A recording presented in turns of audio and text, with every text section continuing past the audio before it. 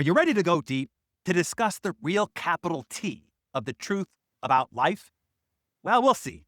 I watched a commencement speech given by the now late novelist David Foster back in 2005, where he described these two young fish swimming along, and they happen to meet an older fish swimming in the other direction, who nods at them and says, "Morning, boys, how's the water?"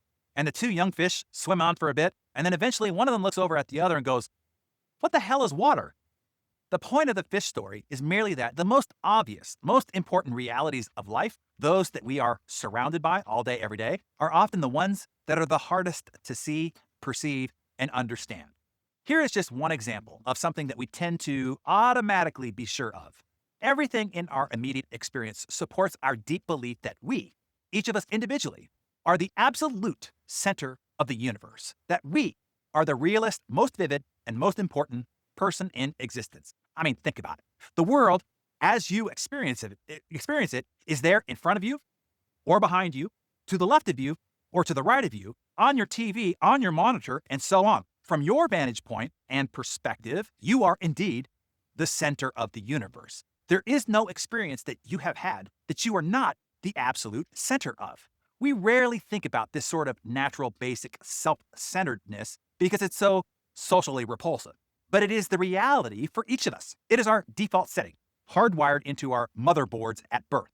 Other people's thoughts and feelings have to be communicated to you somehow, but even those have to be filtered through your prism of your perceptions, perspectives, and beliefs.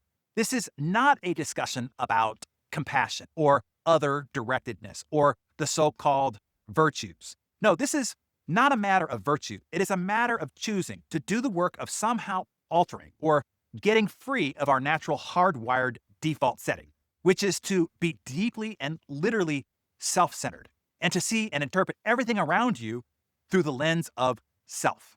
In the day-to-day trenches of adult life, there is actually no such thing as atheism.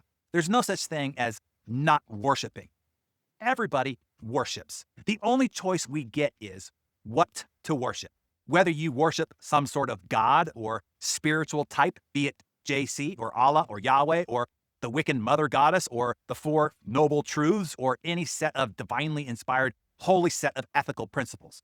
In doing so, you are subjugating your own rational mind, made to forfeit practical reasoning in order to swallow the doctrine and mythologies whole. Thinking for yourself is now voided.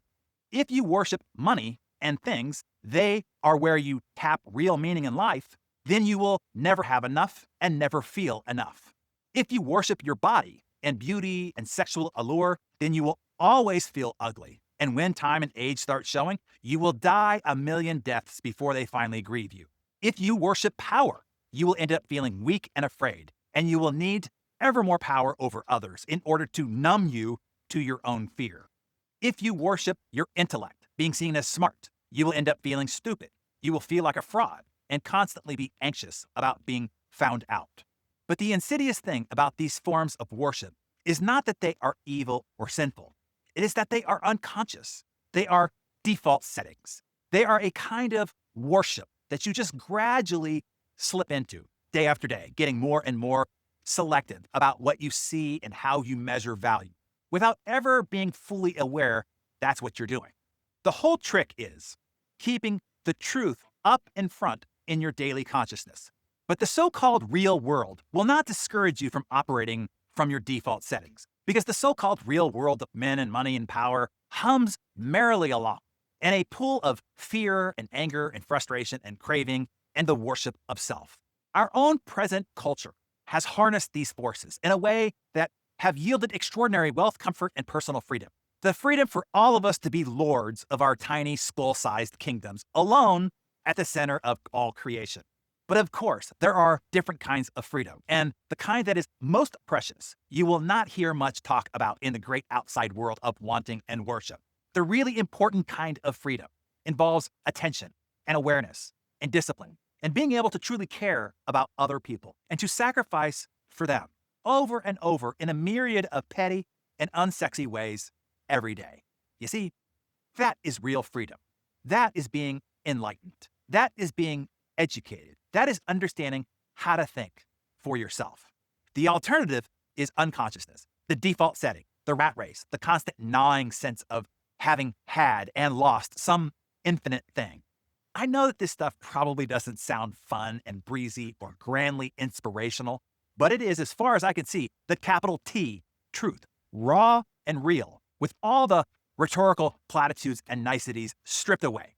And the beauty of this is you are, of course, free to think of it whatever way you wish. But please don't just dismiss this as some finger-wagging Dr. Laura sermon.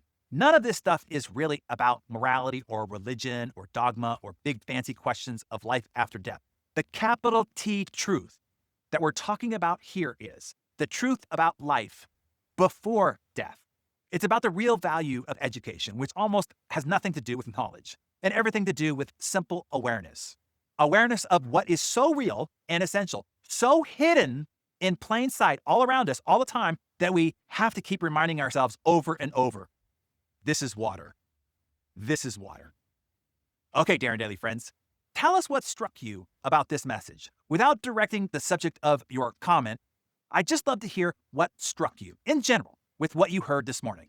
Jot down your thoughts in your Darren Daily Journal and share with us in the comments below.